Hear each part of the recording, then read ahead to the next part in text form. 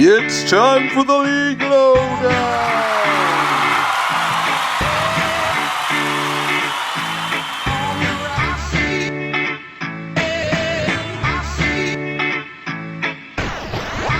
Hey Insiders, welcome back to the League LowDown, episode number 10. For those of you joining us for the first time, thanks for tuning in. I'm Coach Mayhem, a Suburban One Insider, and riding shotgun all season, my co-host, the man, the myth, the legend, Suburban One Insiders, OG. Hello, Coach Mayhem. How are you today?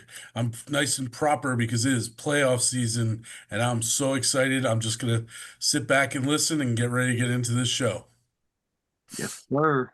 Let's get to it. But first, a quick shout out to our sponsor this season, CDS Wealth Management. Thank you for making this season possible. We couldn't do this without you. Today's episode is brought to you by our sponsor, CDS Wealth Management.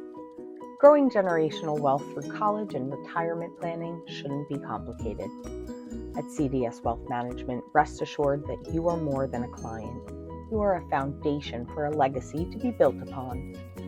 Allow our team to cater to your family's legacy by starting with a free consultation at www.cdswealth.com. Woo! Man, did we have a few crazy outcomes in the opening round. But that's what's great about, playoff football. Anything can happen. And the Suburban One is so dominant that the 16 seed, Plymouth-Whitemarsh, took the number 1 seed Pennridge Rams to the brink of elimination and led with a minute left basically on the clock, but only for the Rams to charge right back and go for 2 to escape 22-21.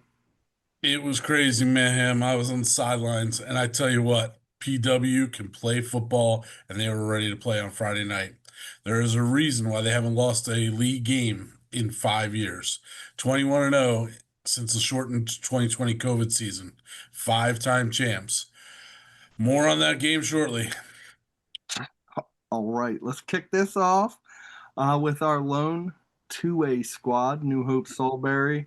The 2-8 Lions battled it out with 8-2 Bristol, but unfortunately fell 31-6. They end the season 2-9. That one's tough.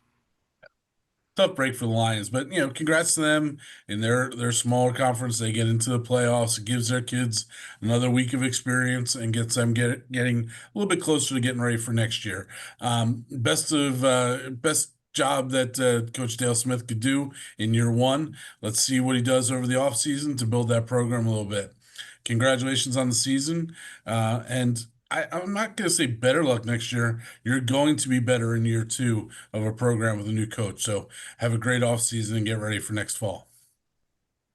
Absolutely. Year 2, I'm looking forward to it.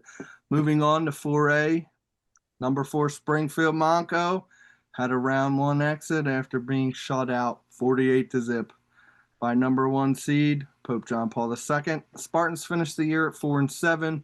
They had kind of a mixed bag, a mixed year, dealt with some bit of adversity, at one point losing 7 of their starters, which just goes to show how hard it is for these smaller schools that have to, when trying to compete with the larger schools in the American Conference, depth is a killer.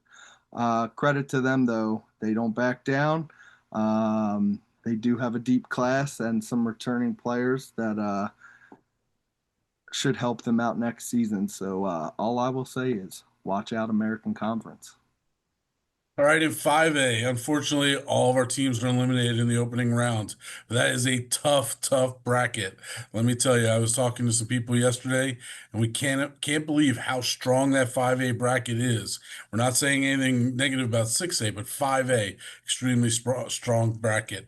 Number 5, Wissahickon, who had their first home playoff game in school history, fell to number 12, Unionville, 27-14. Friday started on a promising note for the Trojans, going up 14-0, only to watch Unionville score the next 27 unanswered points in the upset win. Evan told me he hooked up with Quentin West on a 34-yard TD pass early on for a 7-0 lead. Then after Dom, Harvey Shepard had a pass breakup, Andrew Rowan raced 48 yards for a pick six. Trojans led 14-0. The rest of the night belonged to the Longhorns, who trimmed the Trojans' lead to 14-13 at the half, and then put the game out of reach with a pair of third-quarter touchdowns. Harvey Shepard led the Trojans 143 rushing yards. Nice playoff debut there. And he also had 6 catches for 57 yards. Tomey threw for 150 and 1 TD, not TV. Wissahickon closed out the season with a 9-2 record. Congratulations to the Trojans. A great job by them. Great job by their coaching staff. And making it to the District 1 playoffs and now hosting a game for the very first time. Yes, they did. They made a little history in the process. Before we continue, we have some very special guests joining us from Wissahickon High School. Senior quarterback Evan Tomey, senior athlete Dom Harvey Shepard, and senior safety Dylan Shanter. All right, Dylan, gentlemen, welcome to the show. Thanks for joining us. Thanks for having us. Yeah, thanks for having us. All right, gentlemen, you guys had a historic year. You guys went 9-2. You held your very first home playoff game. This first question, let's go with Dylan since you're there first. Dylan, what was the memory of the game? What was your fondest moment? I know it wasn't the outcome that you guys had hoped for, but what was the experience like for you? Yeah, just being there and seeing the student section and the fans come out for our very first home playoff game was definitely mesmerizing. And just, seeing everyone there and having the community rally behind us for the first time there was definitely a special moment for all of us. Okay. All right. And Evan, what about you? What was the most impactful experience for you during the game? I'd say before during the game, like Dylan was saying, having the community rally behind us is a big part because during our freshman year we went 1-9, so we were kind of not very well respected by all the fans. So having a solid turnout even on Halloween was definitely special.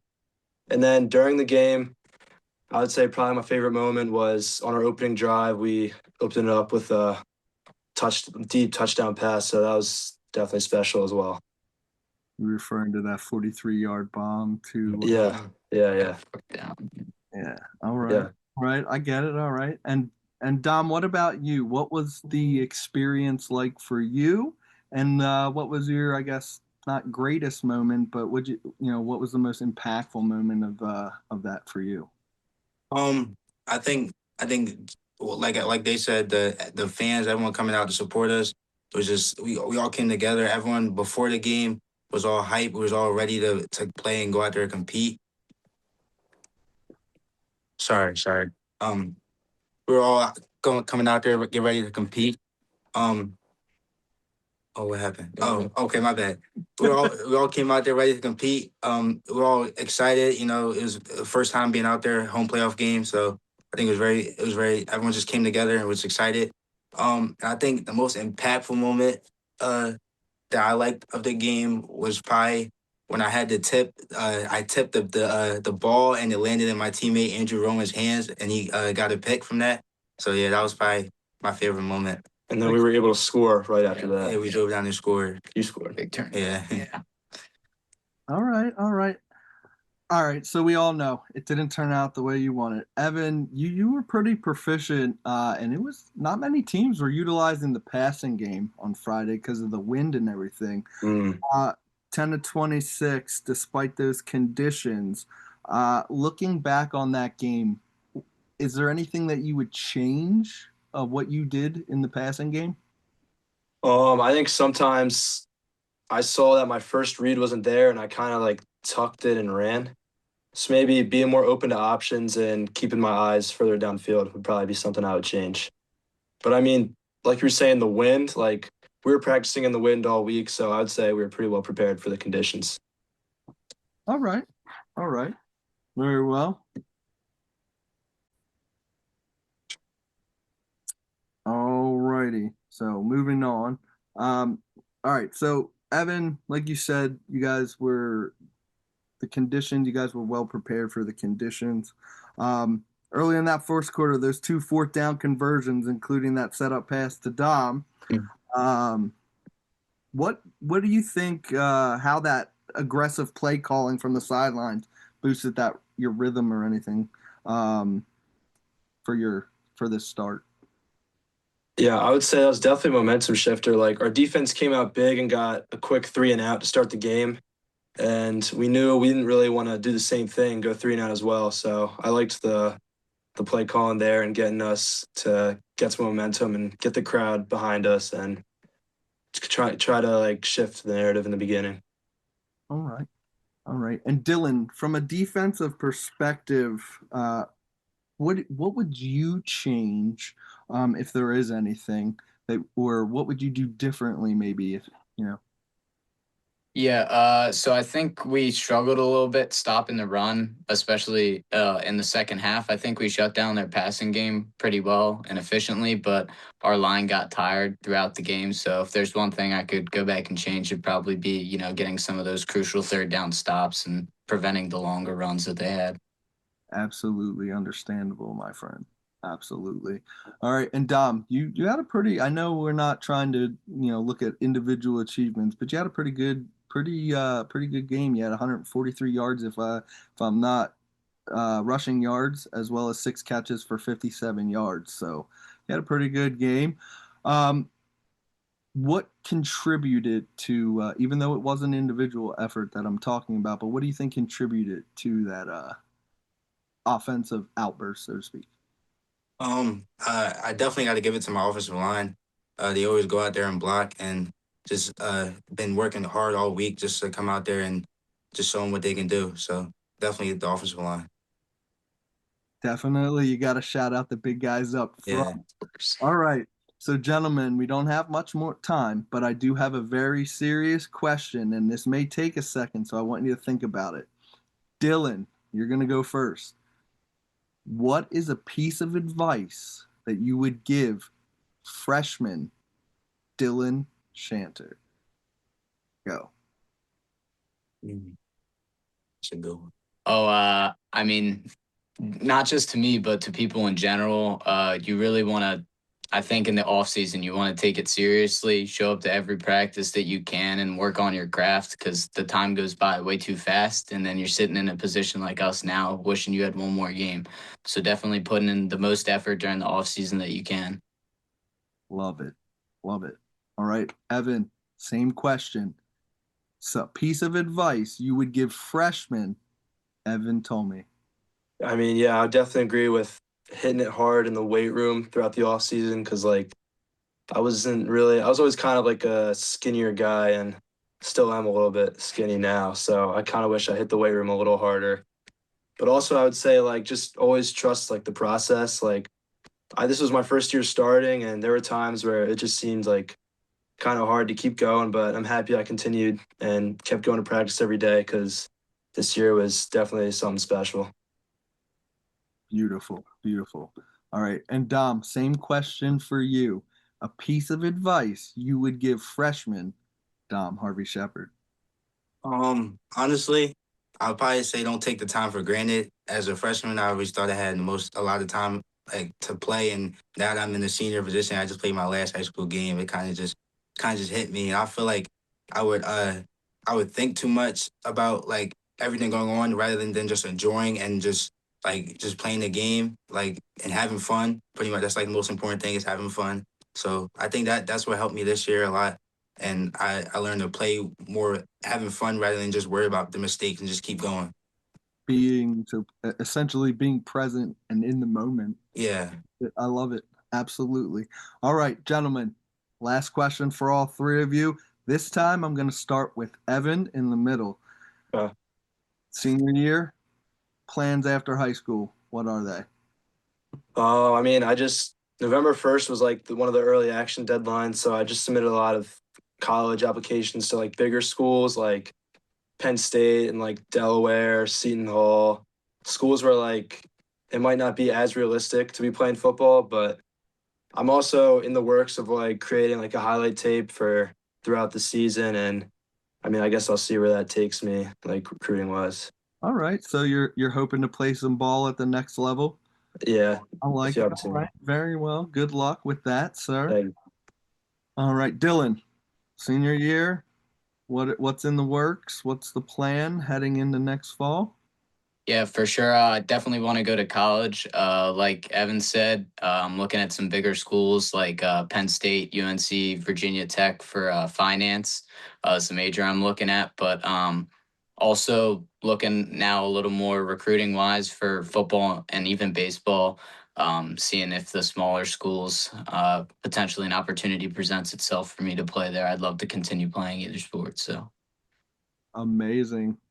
It would be a great opportunity. Dom, same question, bud. Senior year, what's the plan? Where are we going next year? Next year, I'm not too sure where I want to go, but I know I do want to play football and track if I can. If not, just one of the both, one of the either. All right. Speaking of track, what's your event? 300 hurdles. It's my Ooh, favorite event. 300 hurdles. I'll tell you that. You need to let those recruiters know. Yeah. Trackman, that's impressive, all right? All right, gentlemen, thank you for joining us. Week 10, episode 10 of the League Lowdown, not week 10, but episode 10 of the League Lowdown. Congratulations. You guys made a little history. You got a home playoff game. I know you guys aren't coming back, but you guys got some big shoes to fill at Wissahickon now. You set that bar, you know? Yep, praise the bar. All right. Well, take care. Thanks for joining us, and good luck. Yep, thank you. Number 13 seed, the Golden Bears, they put on a show in Friday's district opener, and they took an early lead and still found themselves deadlocked 21-21 after 3 quarters of play. But, Strath Haven closed it out with a pair of touchdowns to earn that come-from-behind win. Man, UM led 7-0 after 1 quarter. They had their quarterback, David Adamski, connected with American Conference Player of the Year, Larry Hughes, on a 58-yard touchdown pass and set the Golden Bears into halftime 14-7. So they were leading halftime, Then, coming out after the break, another Adamski to Hughes touchdown pass, this time 10-yarder. Gave them a 21-7 lead with 7.5 minutes left in the third quarter. And then the unthinkable happened, OG. Strath Haven closed out the third quarter with 14 unanswered points and then added a pair of touchdowns in the fourth quarter, walking away 35-21. Now, Upper Moreland closes out season 6-5. I know it didn't end the way you all had hoped, but congratulations for making the playoffs. And I know for a fact this coach is very proud of you. All right, our final 5A team was number 16 team, the Flying Cardinals of Upper Dublin. They started hot and then dropped a heartbreaker 49-27 to Springfield Delco, the number 1 seed in 5A. It looked like Brett Stover and company were going to shock the world, but Delco settled in, just kept piling up the points and walked out with a victory. The Cards finished the year 4-7 and looked to build on this year's playoff berth in the offseason. I did talk to somebody who was at that game, and they said that it was the first time Springfield had been punched in the mouth all year. And kudos to Brett Stover and the Flying Cardinals for pushing them back a little bit and creating a really good 1-16 game. I was being sent updates as that game happened, and at one point it was 14-6 Upper Dublin, and I was just like, what? But I am going to have to call timeout on the field. Let's go ahead and hydrate and hear a word from our sponsor. CDS Wealth Management is a proud sponsor of the League Lowdown.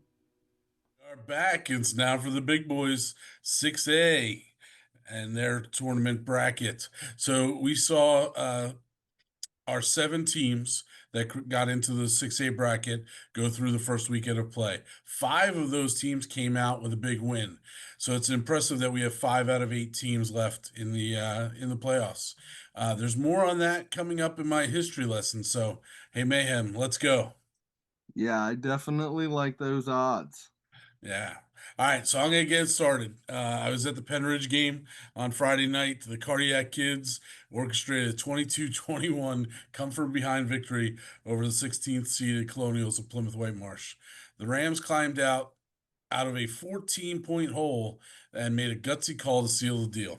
It was intense. Facing a 4th-and-1, Coach Kyle Beller handed the ball on a sweep play to the left to Ryan Rowe, who's going to Princeton University, and he scored with 56 seconds left. Now, some timeouts were called to set up the idea of, are they going to kick the extra point or are they going to go for two?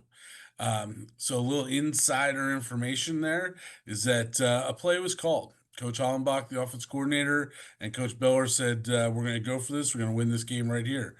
The play was called, and Ryan Rowe basically said, no, coach, don't run that play. Just give me the ball. I'm going to score. So in a unbelievable event, they came out and ran the exact same play they had scored on just a few minutes before. They go for two.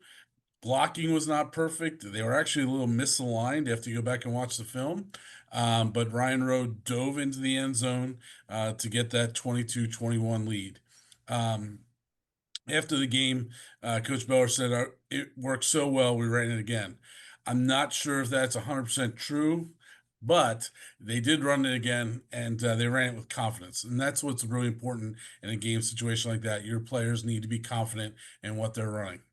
So this week I sat down with Coach Beller to break down the victory and the decision that these Rams had as they were getting ready to advance to the quarterfinals. Welcome, Coach Beller, to this week's episode of the League Lowdown. Congratulations on your win with the Rams last week, an amazing victory over Plymouth-Whitemarsh. You're the number 1 seed, and they were the number 16 seed, and proved to be a pretty tough matchup. It turned out to be the best game of the week, most likely last week. But going into Friday night, what were your concerns and thoughts about the game, and what did you know about PW coming into that game? Well, what we knew about PW is that they were a much better team than a 16th seed at 7-3. They really, they have to go out and get 5 open games for their schedule, and they really go and challenge themselves. So we knew they were battle tested. We knew they had some really good skill. And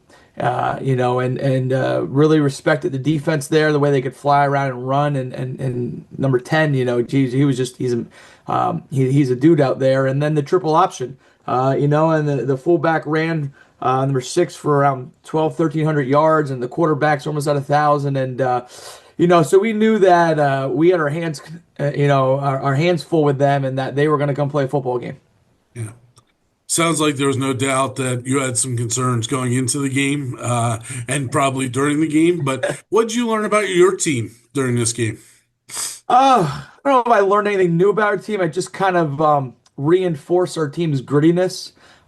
They just keep grinding to that last minute. They have that will to win, and they believe in themselves. And they really do play as a team, and that's how we kind of got it done coming back. And there's no negativity. It was just all next play, next play, next play. So it just we kind of reinforced them. I think with anything it did, it just our first playoff experience as a team as a whole, anybody on that roster playing, and it is a little different when you're in the playoffs playing. There's a little more, we got jitters, nerves. There is no tomorrow. I know we have Thanksgiving, but we're in the playoffs and we want to keep going. And so I think that it might have got a little best of us too. We were a little tense and tight of what we were doing. Literally at halftime, we got the team together and we breathed and just said, let's relax a little bit and go start playing our football. So tell the viewers what were your thoughts when they went up 21-7 in the third quarter, and who were you relying on to bring the team to come back and win the game? So when they went up 21-7, I said, man, it's getting cold out here with this wind. But I just it was just one of those moments. It was, honestly, I thought they put a really good drive together. It really wasn't more anything than just coaching. It was, all right, we need to get a good return and go score. There's a lot of time. We talked about the defensive staff, what we were doing to change. We went back to our regular defense. We were running a little, we weren't running our base. So, on the headset, so it was like, hey, we're going to go back to our base and run these calls. We changed personnel in and said, hey, it's do or die time there. And the offense, when they went out and they put a great drive together, the rest of that quarter and kind of got things going for us. All right, so you guys got the ball back after they're up 2 scores. Yeah. And then you guys go down and you score on the final play of the third quarter.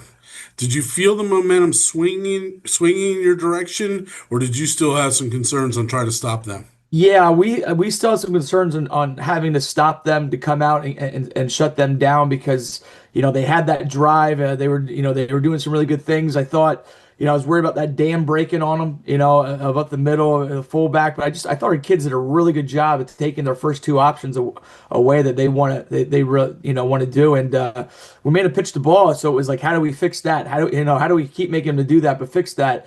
And to our kids' credit, we went over some new techniques at halftime, and they came out and played it well. And it's just the story of the season. You have some unsung heroes there. You have like Anthony Diamante got put in the starting lineup at halftime because of injuries, and played the technique great, which allowed Ian to come down behind and cause the fumble, which got the ball back in the fourth quarter, so we could go down and tie the game up. And so yeah, it was just one of those games going back and forth battling. Yeah, they had that interception, and then 2 plays later, that fumble happens, gives Pennridge the ball, probably right around the 50. And going and then the play there to Blake. But right before that play to Blake, we talk about how games kind of turn out and how things happen in game. The refs called us for an illegal procedure penalty. Still got to get clarification on it. I think they're going to say our center moved the ball, but the ball was laying sideways, so I don't know what he's supposed to do there. So I got to get some clarification on that. But it moved us back. We get that big completion to Blake. He gets tackled at the 2 or the 1. Well, if we're up 5 yards, he probably scores on that. And now they have 3.5 minutes instead of 54 seconds. On the clock. So when you start looking how things work out, like that was a key moment in the game there too. Sometimes like, oh man, what happened? But it's like, okay, it worked out for benefit. Yeah, I was right there when Blake caught the ball. Great catch. Not that I didn't have trust in him, but I thought he was defended very, very well. He caught the ball, made a dive towards the end zone, gets knocked out there. You give the ball to Ryan Rowe and tie things up. Was that 4th down? It was 4th down. Yeah, it was. They had a great stand going on, and it was 4th down. Yes. All right. So now it's you're down by 21-20, with less than a minute to go. What decided to go for the win instead of the tie? Gut feeling. I mean, at that point, when you're looking at it, I thought we had momentum at that point. Talked to our, Dave Cressman, our special teams coordinator, see if he had a 2-point fake he liked there to, and he didn't. And we got our extra point team has been phenomenal this year. So, I had no problem kicking it. But then, okay, you go to overtime, and at that point, you each get the ball at the 10-yard line, and it's a coin flip. So I kind of did. I thought we had some momentum going on, and let's see what happens. Yeah, so, been there before, done it before. So, it was the exact same plays you scored a touchdown on, correct? It ended up being that play. It wasn't the original call. Some couple calls were talked about. When we got done talking, coach went in the huddle and had the play call, and the kids kind of like, they didn't want to run the one play, so he talked to him and he said, okay, let's run this one again. And they liked it. He liked it, and it worked out. Yeah, it was amazing. That was pretty much an individual effort once he got to the edge. Yeah, we were actually misaligned on the play. On the last 2 plays, we actually lined up wrong too. Huh. Yeah. Well, at least you were consistent and you got in both times. Yeah, all we right, were. so the last 50 seconds felt like it was a day and a half. What did you do differently to put some pressure on the quarterback? You knew they were going to throw the ball and stop them in the final seconds. I actually didn't know they were going to throw the ball. Watching some of their tape from in the past, they've been in that scenario before, and so I thought they were going to run the ball. So we kind of caught a call to take away the run, but still, if they passed to be safe, on the back end. But I watched them, just run their option attack before actually 3 plays went down and tied the game up to send to overtime. And then they were at the 20-yard line. They had better field position this time, so I wasn't really too sure they were going to wing the ball around. So when I saw they were in a gun set, I felt good about that. And our D ends and D line they like that too. So they got after them. I thought they had them a couple times, and then we kind of played an umbrella coverage behind it there and kept everything in front of us. And once again, I thought we had them stopped on 4th down midfield, but we did it. And then Noah comes in and gets his first defensive snap and bats the ball down to end the game. So yeah, it was kind of it was a surreal moment. It was an exciting moment. It was a big deep breath moment also. Yeah, no doubt. It was not a huge crowd 'cause it was Halloween. Yeah. But our student section wasn't very big, but they were pretty loud that whole They game. were, man. They were And loud the that band last was couple going. minutes. It was good. They were. The band was down there. They were going. It was. Yeah, it was a fun atmosphere for not a huge crowd. Yeah, and unfortunately, that I talked to a bunch of my buddies that coach other places too. They all had small crowds too, so it wasn't us. It was the night, Yeah. So it happens. Yeah, Halloween wins over high school football. I never thought I'd see the Free day. candy. Yeah. Free candy. All right. So now looking ahead to Downingtown East, give us your thoughts on playing a team that your first game as the head coach of Pennridge was against back in 2023. Yeah, well, they absolutely mauled us that night. I did not do a good job getting the defense prepared for their no huddle power running game attack at us, and that was a very good team. And this is a very good team. It's a very good program, honestly, down there. And they got some they got some kids that can play football. They got number 6 or number 9. He's got a bunch of Power 5 offers. And biggest one I believe is Ohio State, and Penn State and stuff like that. And so we got a work cut out for us. They're going to get downhill. They're going to come right at you. They're going to, they had a heck of a game Thursday night against Springford. They won that game on a walk-off handoff at the 13-yard line. Yeah. With 12 seconds left or whatever it was. I don't remember exactly where it was at, but they ran the ball with no timeouts to win the game. And so that's who they are. They're going to get after us. They're big up front. They're going to be physical. And they're going to go as fast as they can on offense and get downhill. And then defense, they run the 3-4, and they got some kids that play it really well. They're aggressive defense. So we have a real good opponent coming in. And, everybody's going to say that from here on out. We know Suburban One in the National League is a grind. So I think we're prepared, to play physical style football.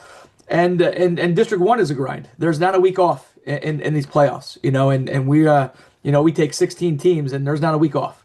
So it's some real good football that we play. So, there's not every game's going to be tough.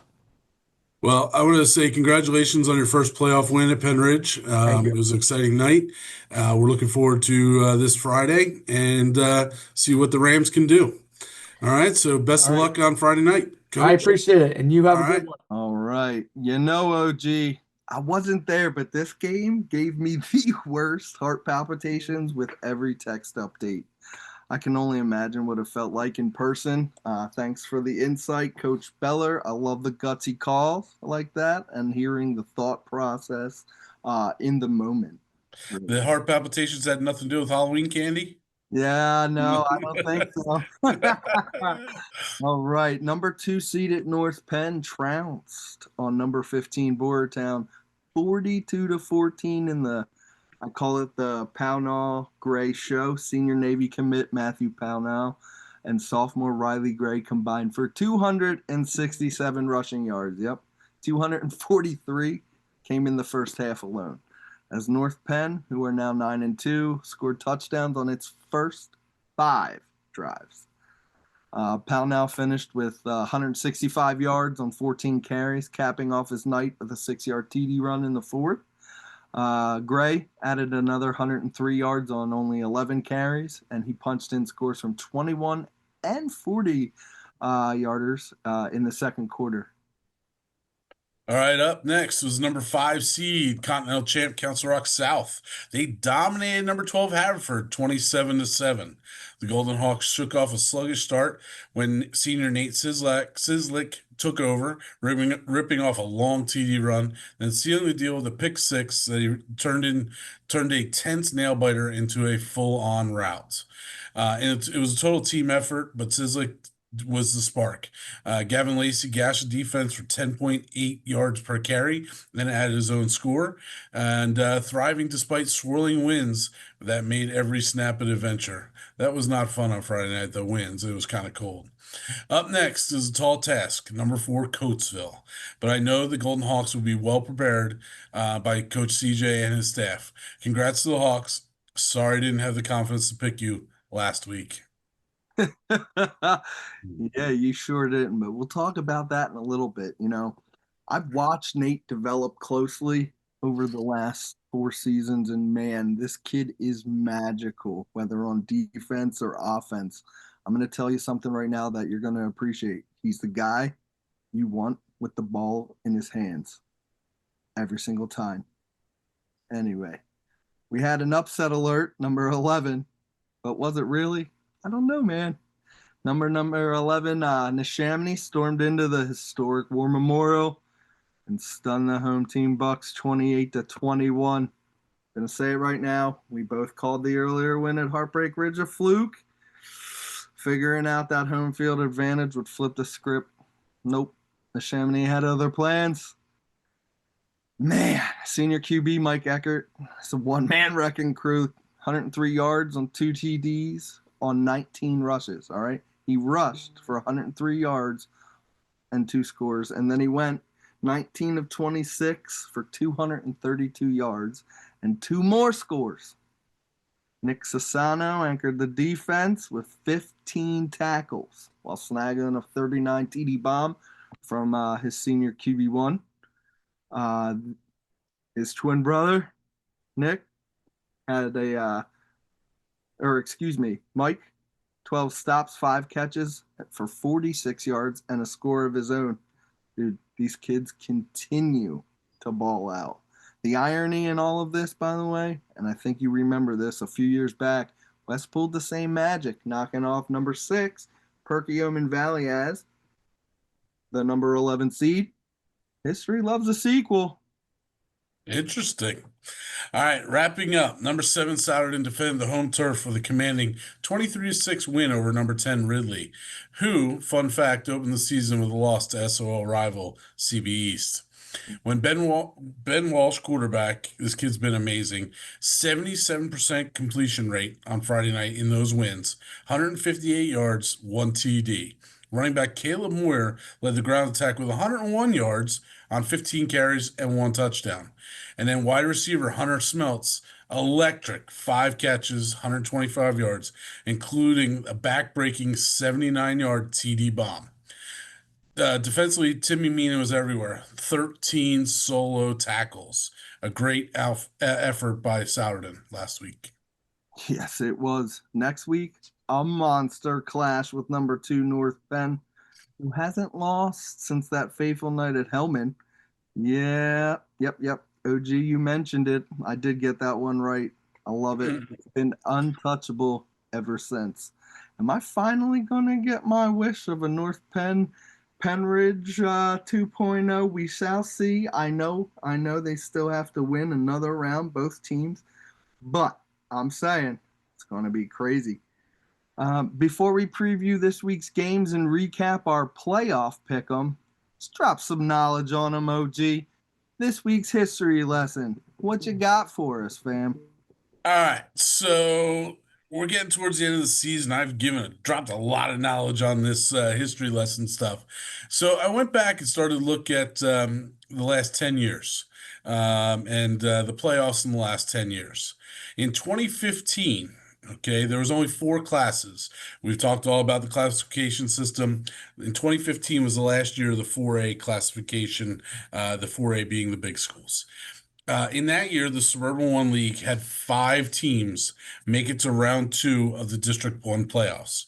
North Penn, Neshaminy, Upper Dublin, Pennsbury, and Quakertown. Now, all but Quakertown made it to the Final Four. So obviously Quakertown played one of those schools. Then Upper Dublin,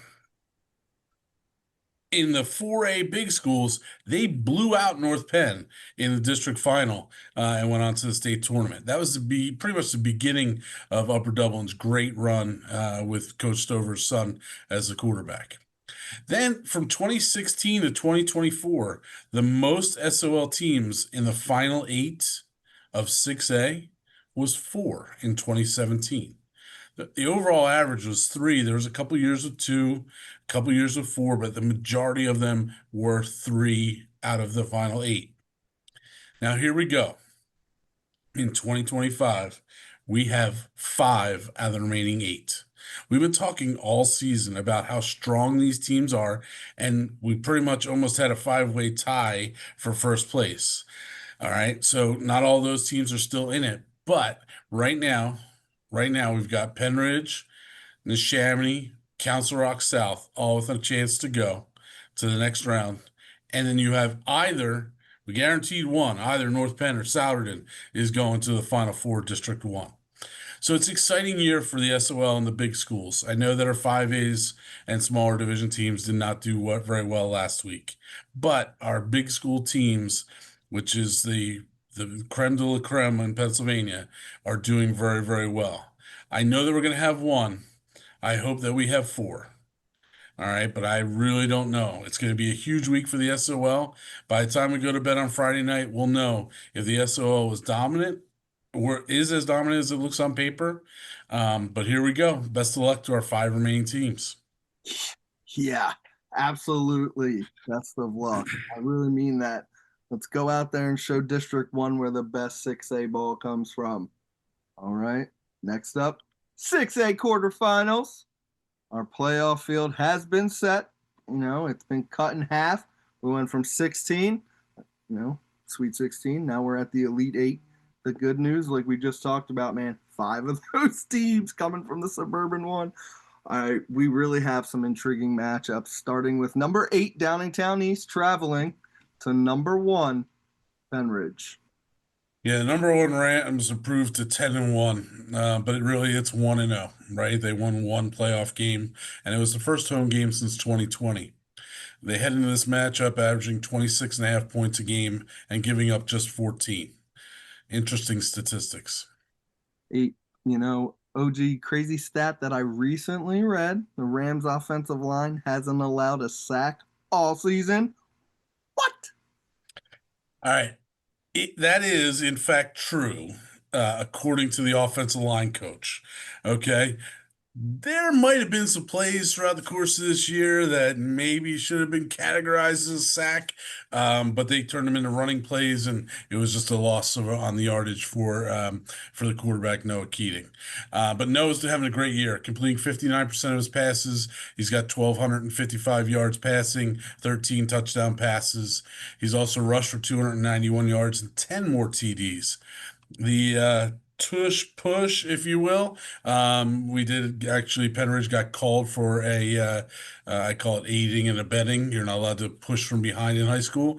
Pennridge had a touchdown called off the board in the first half on Friday night with that. But the 1-2 punch of Will Doherty and Ryan Rowe is combined for 1,206 yards on 202 carries, which is an average of 6 yards per carry. Those two combined have 11 touchdowns. Junior Sean Luthi is Keating's top target. He's got 27 catches for 471 yards and 3 touchdowns. Man, that is a lethal offense. It's scary. And that Rams defense, led by a sophomore, Blake Landher, who has a team-leading 85 tackles and 12 tackles for loss. Princeton commit Ryan Rowe is second on the team with 74 tackles, and I do know he was out a game. So that's pretty impressive to be right up there as number 2 on the team. Chase Klontz leads the secondary with 2 interceptions, while a host of Rams, I believe there's 5 of them, with an interception apiece. On the other side of the ball, we've got Downingtown East, the district's number 8 seed.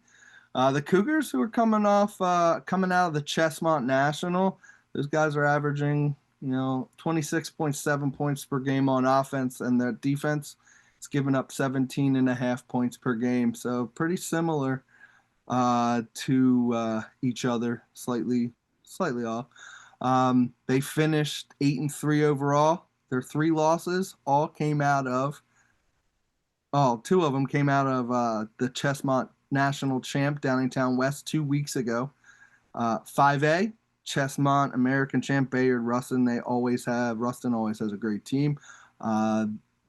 They won in week 1 against them, and then to our very own North Penn. Sophomore running back though, Jules Robinson, man, he has been electric. This kid's rushed for 1,854 yards and 20 touchdowns in 11 games. Gonna be a great game. All right. The only common matchup is North Penn, with Pennridge being North Penn by 20 and Downtown East losing to North Penn by 20. But that's week 1 or week 0. A lot of things have changed. All I do know is that they are very well coached. Mike Matta has been there for 19 years, I think it is, or since 2003. Sorry, 22 years. He's got 190 wins, 19 playoff appearances. And oh, by the way, they've got a 4-star defensive end who's absolutely legit, and it's going to be crazy. Oh, yes. So it's going to be a battle for sure. I tell you that. Speaking of battles, after conducting my first ever Instagram fan poll, my game of the week will be number 7 Souderton versus number 2 North Penn. This game is featuring some legendary coaches and some high-powered offenses.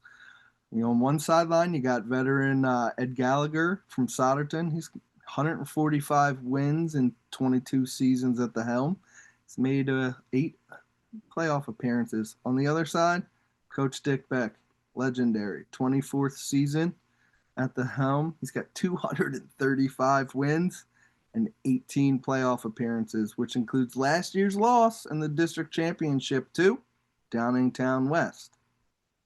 Don't forget, Coach Beck has one state title. Yes. Knights are averaging 31 points a game and only giving up 14.5. They're led by Matt Bucksar, their senior quarterback. Their running back is going to Navy, Matt Pownell. And then this Riley Gray, who's a sophomore who comes in. He doesn't start most games, right? He plays to end of the first quarter, second quarter, and still he's doing an unbelievable job. Complimentary back to Paul now, and they're just that 1-2 punch, man. Yeah, but Buckstar's got 1,300.5 passing yards, 13 TDs, and then the running backs have combined for over 1,600 yards on the ground. Mason Franick leads the team with 29 catches for 450 yards, and that defense, holy cow! Jacob Garrett, Nate Shepian, and Jack Silvers, they all lead the team in tackles. Yeah, man, that defense is scary. Pownell on the outside, Gray on the outside. There's so many talented players. Jack Silver's on the middle, quite undersized, but let me tell you, he's got the heart of a lion. The kid is unstoppable. That defense, man, it is pretty scary, but obviously it can be beat. They've lost 2 times. Yeah, North Penn, it comes down to their offensive line. Yep. Right. And is Souderton going to get a push and get those guys in the backfield? That's you look at North Penn's loss. That's what happened.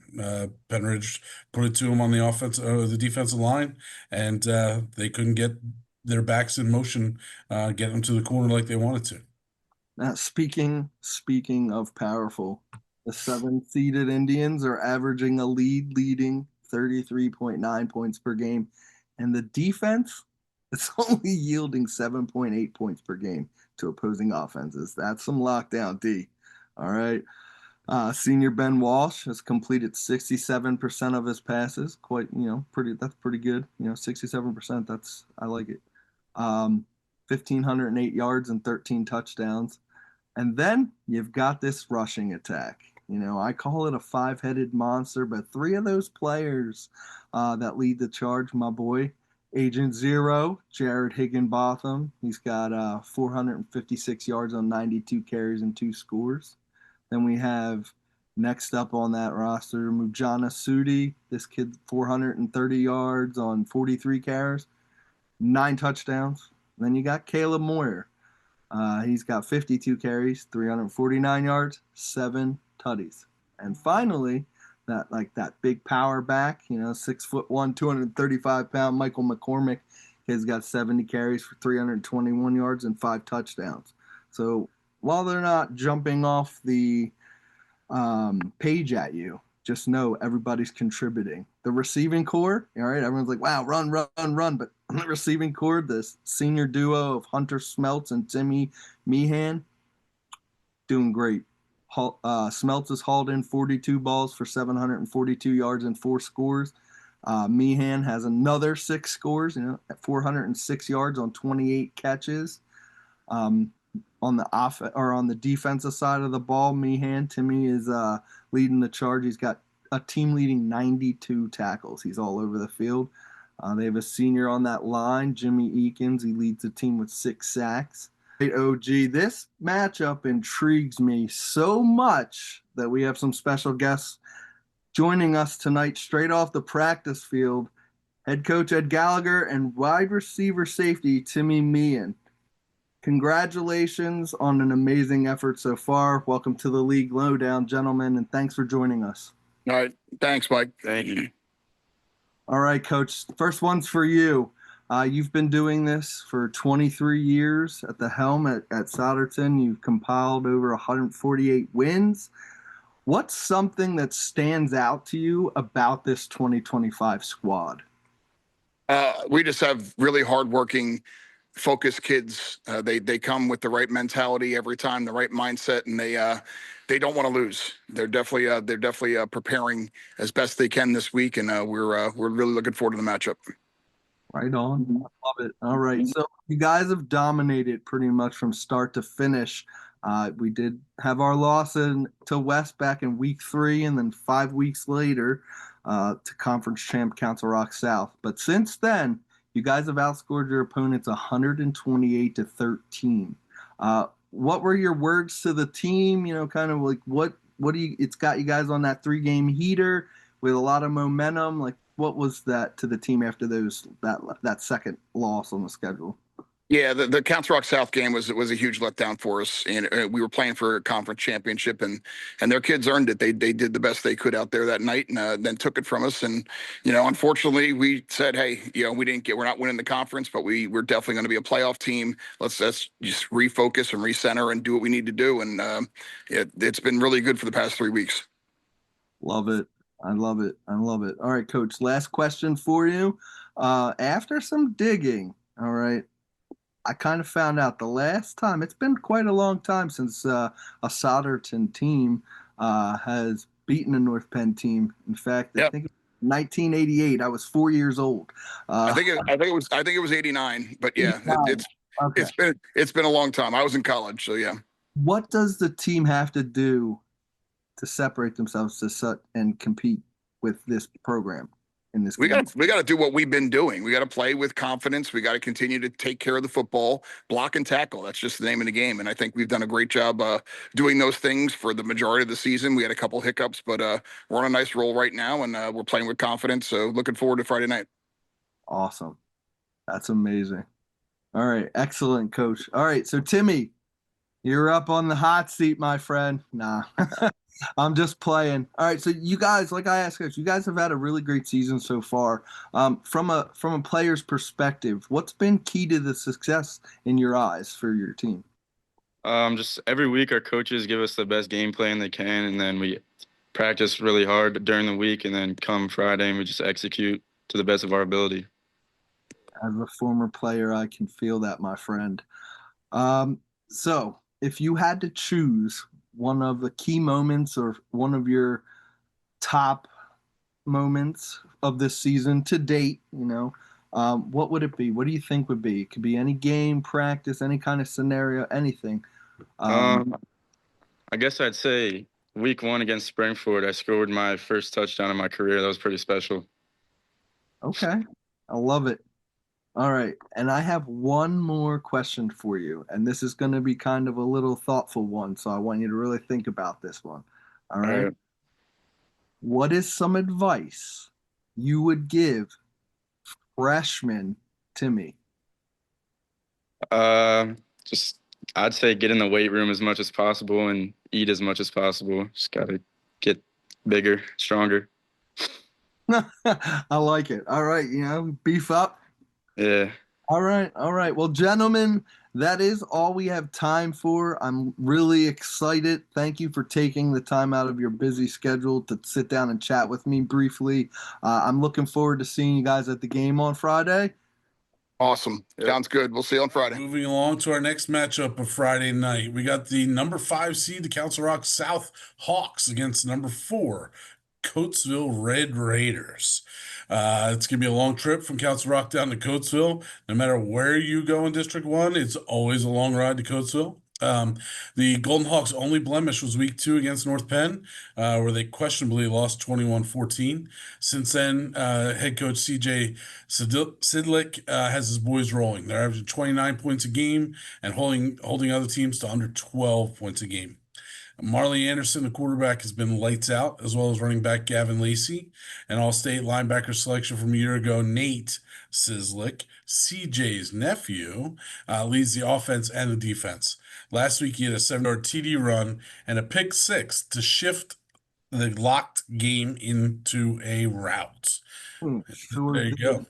Yeah, he sure did. And no offense to Haverford, this Coatesville team is stacked, and it's going to be an absolute test for the Golden Hawks. Head coach Matt Ortega and his Red Raiders, they have a very talented roster. Their only losses, Downtown East and Downtown West. They're averaging 29 points a game, and the defense is only giving up about 15.8 points per game. And their starting quarterback, Matt Buggy Ortega, as they refer to him as, junior, he's back from an injury, and he's been lights out. I know before week 6, he had over 1,800 yards and at least 13 touchdowns. But he's been pretty good. This is going to be another huge game for both schools. Yeah, and don't forget, they also have Max Hiller and Terry Wiggins at linebacker. Hiller's the number 1 5-star rated interior O-lineman in the country by every recruiting outlet. And Wiggins is a 4-star linebacker, verbally committed to Penn State. We'll see what happens with that. But this is going to be challenging, but not impossible. Hey, I agree, Big Dog. It's not impossible. South is well coached, and they have stood tall against everyone so far that's doubted them. I think they thrive off of that. You tell them they're not going to do something, they love it. They want to prove everybody wrong. I'm constantly hearing CJ at games talking about, they disrespected us. They didn't expect us. People outside the program don't expect us, while this is the bar. They're setting the bar and going higher. This game, man, it's giving me chills. I'm excited for it. I do wish them best of luck. All right, our last matchup is a good one. Our Cinderella matchup story. Number 11 seed Neshaminy Redskins will host number 14 seed Owen J. Roberts, who stunned the district last week when they knocked off defending champion and number 3 seed Downingtown West 10-7 in a clear defensive slugfest. The Indians are definitely a force, so don't count out OJR. The OJR Wildcats are averaging about 24 points a game, but they're giving up about 17. The man behind the offensive power is Makai Graham, who has over 1,500 yards this season and was the workhorse last Friday night, carrying the ball 37 times for 131 yards and a touchdown in last week's win. Impressive, but on the other side of the ball, the Skins are no slouch. We know this. That spread averaging almost 30 points a game, while the defense is giving up about 16.7. So, they're pretty much matched up, but I will give the Redskins a 6-point lead with that because, they're averaging a little bit more. Leading that charge, senior quarterback Michael Eckert completed 72% of his passes, man. That at this stage, it's very uncommon to see an accurate quarterback like that. Reminds me of Upper Dublin's Colin O'Sullivan As we might remember from a few years back, he's very accurate. He's thrown for over 2,200 yards and 28 touchdowns. And if my memory serves me correct, he's only thrown 3 interceptions. So, so you're thinking, you got a pretty accurate quarterback. He can also burn you on the ground. 689 rushing yards to go along with 9 touchdowns. He's accurate, can burn you with his legs. True dual threat in the Suburban One. But then you have senior Carter Klee leading the team with 1,051 yards and 7 touchdowns. He's also hauled in 325 yards and 4 more scores. Junior Brock Williams, he's leading all receivers, kind of the go-to receiver. He's got 54 catches for 650 yards and 6 TDs. Bobby Lagler, man, this team just has unlimited weapons. Bobby Lagler, he's second on the team. He has 20 catches for 383 yards, 3 touchdowns. And then my twin assassins, Nick Sassano, he's hauled in 19 balls for 368 yards, 7 touchdowns. Twin brother Mike, 25 catches, 355 yards, 8 touchdowns. He's got so many options. He's all over the place. Then on the defensive side of the ball, senior Carson Snyder leads the Skins at 88 tackles. June Dan McGarity is second with 70. Corey Kanoy Webb leads the team with 10 sacks. Man, that boy is in the backfield all the time. All right, Owen Swartz is second. He's got 6.5 sacks. Those two together, man, 16.5 sacks. That's nice to have it in the middle, up there on that line. And no shock and surprise here, my Sassano boys combined for 8 interceptions. Mike's got 5. Nick's got 3. Absolutely ballers. Yeah, SOL is going to be happy that most of those kids are going to graduate from Neshaminy because they are putting up some stats this year. All right, let's move on. The quarterfinals are set. So let's play our little playoff pick'em. First up, last week's games, Mayhem. Congratulations, 8-2. I went 7-3.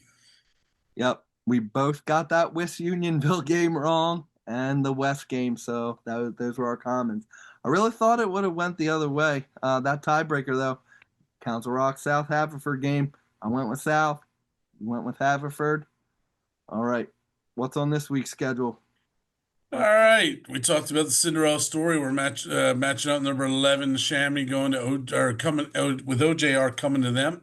I'm going to Neshaminy to keep this Cinderella story going. This team, regardless of record, is the most complete in my eyes in the SOL. They just happen to have a couple trip ups during the regular season. They have a QB that can throw. Why I highlighted it blue. It happens, man.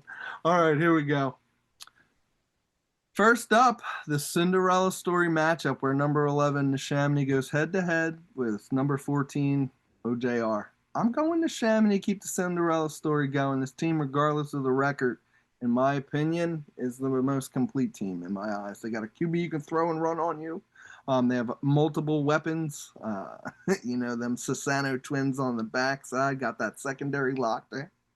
It ain't called Heartbreak Ridge for nothing, so I'm going to Neshaminy on this one. Who you got, OG? All right, this is an interesting matchup, 11 and 14. Heartbreak Ridge was closed up for this season. They're thinking there's no way if we win against West that we're not going to Downingtown West. But open it back up because Heartbreak Ridge has got a game on Friday night. But I'm going to go in the Neshaminy, all right, because I do believe they are the most complete team out of the SOL schools. They're playing really well.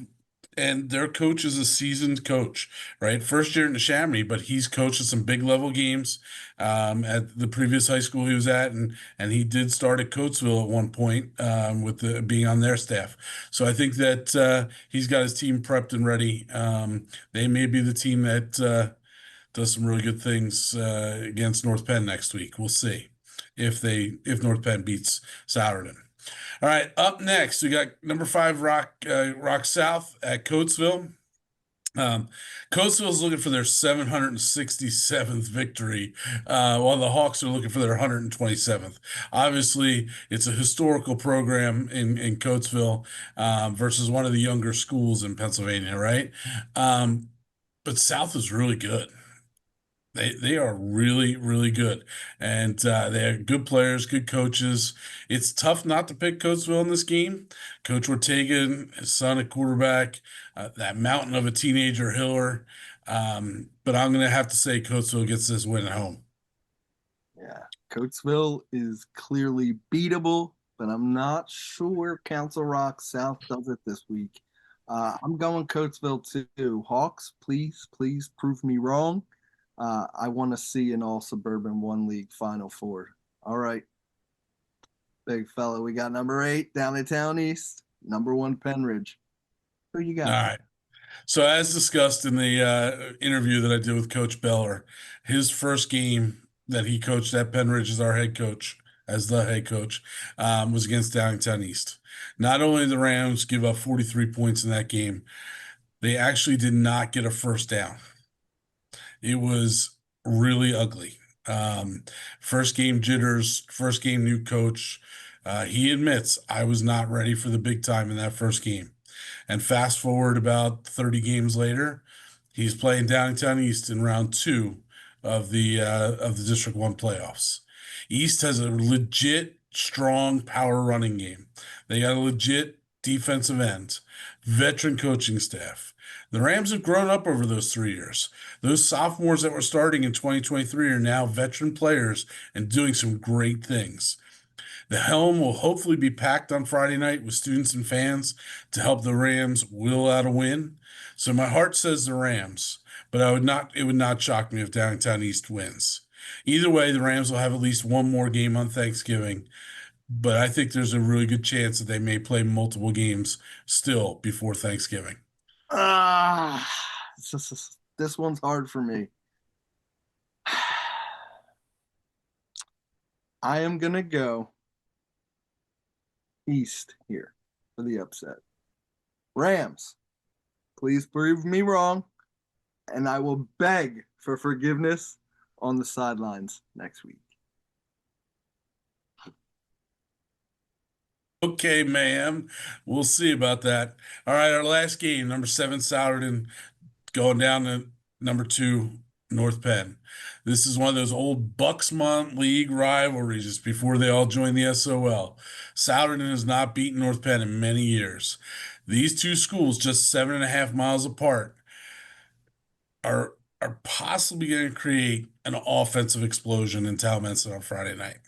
I believe Friday night, November 7th, 2025, will be the date to be remembered by the Souderton Indians because they are going to upset the North Penn Knights at Crawford Field. Oh, wow. Okay. You know what? I love it. I do love it. This is a long rivalry, no. But after some digging, it seems Souderton hasn't won against North Penn since 1988. I was 4. So North Penn was not good in the 80s. I'm going with history and picking the Knights to edge out Big Red. But I will say this. If another upset does occur, it's this one for sure. I do agree with you. It's not going to shock me. I will not be like, I can't believe this happened. This would be the one. So stay tuned. Wow, man. Another episode in the books. Thank you to our repeat customers. And if you're tuning in for the first time, much appreciated. I hope you can all catch us next week for our quarterfinal recap and our semifinals preview. If you're interested in advertising on the show or you just want to talk ball with us, hit us up at suburban1insider@gmail.com. It's going to be right down here on your screen. Until then, I'm Coach Mayhem. And I'm OG. Insiders out.